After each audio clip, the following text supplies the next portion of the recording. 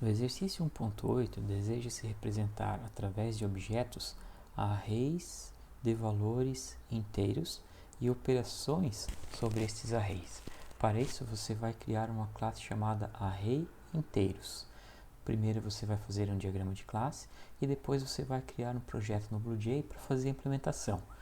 Essa sua classe array de inteiros vai ter um único atributo encapsulado e que esse atributo então vai armazenar um array de valores inteiros. Esses valores serão todos entre 0 e 100 para você fazer consistências e a sua classe vai ter que implementar alguns métodos. Primeiro vamos falar da classe. A sua classe ArrayInteiros, ela vai ter um único atributo chamado array para armazenar os valores do array. Então você vai ter essencialmente uma classe chamada ArrayInteiros. Essa classe vai ter um único atributo privado para armazenar o array. Vamos chamar de array, por exemplo. E qual vai ser o tipo desse atributo? Como ele é um array, nós temos que declarar como sendo um tipo int de inteiros. E para caracterizar que é um array, basta você declarar aqui o abre e fecha colchetes no seu diagrama de classes. Pronto. Esse aqui é o mínimo que você tem da sua classe. O resto serão os métodos que nós vamos criar para atender cada um desses outros itens do enunciado. Para o item A, você vai ter que criar um construtor que recebe por parâmetro o tamanho do array. E aí, na implementação desse construtor, você vai criar o array dentro desse atributo array aqui. Ou seja, quando alguém for chamar o seu construtor, vai ser usado então um new com o nome da sua classe, ArrayInteiros. E o valor que vai ser informado aqui para o construtor será a quantidade de elementos que vão ser armazenados no array. Por exemplo, 5. Isso aqui, na implementação então do construtor, você vai implementar a rotina que cria esse array com 5 posições aqui dentro do seu atributo. No item B, você vai fazer um método que preenche o array. Para preencher o array, você vai fazer um laço de repetição com base nesse valor aqui, na quantidade de elementos, pedir para o usuário digitar cada um desses elementos ali e armazenar no array na sequência. Por exemplo, nesse laço, digamos que o usuário tenha digitado os seguintes valores. Vamos desenhar o array aqui. Por exemplo, o valor 8, o valor 4, o valor 1, o valor 3 e o valor 4. Então, seu array vai ser preenchido com esses 5 elementos aqui, na ordem que eles foram lidos. No item C, você tem que criar um método que imprime esses valores em uma única linha, certo?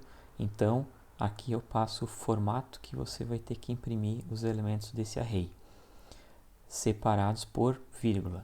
Então, aqui no exemplo anterior, a impressão seria 8,4,1,3,4.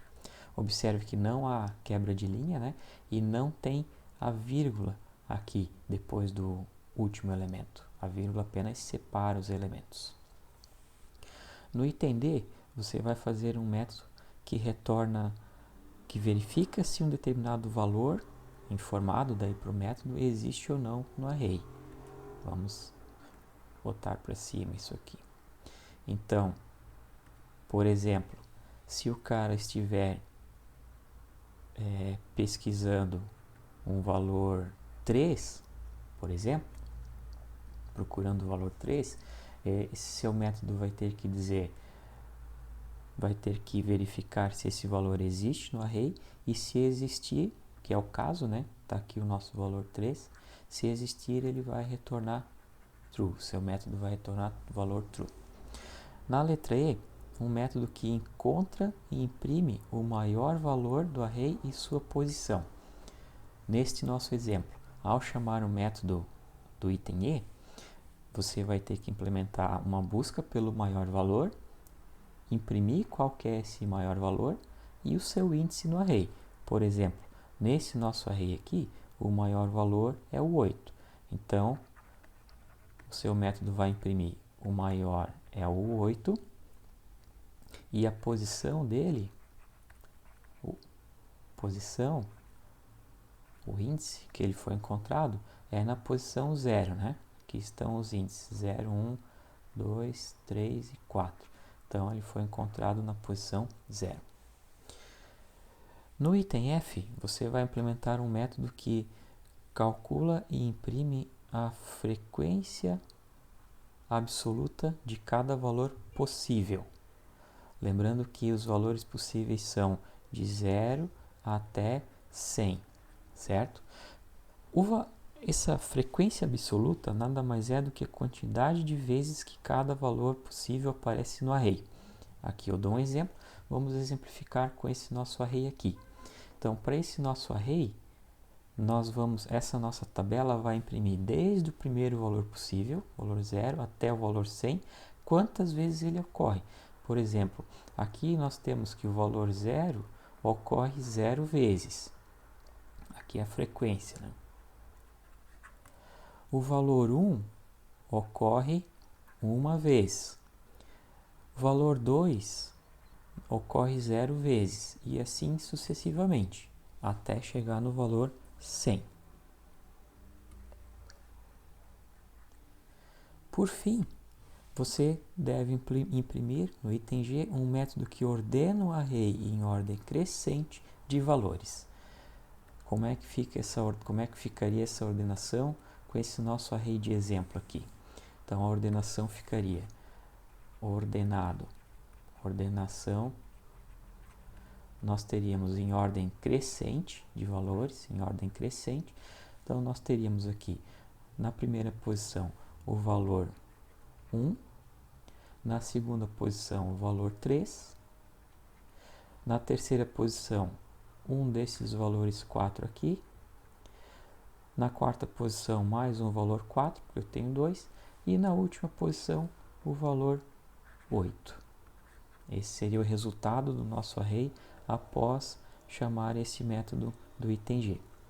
E para conferir se isso aqui funcionou, você pode inspecionar o objeto ou então imprimir novamente, né? Depois de ordenar, você imprime novamente o array para ver se ele está ordenado.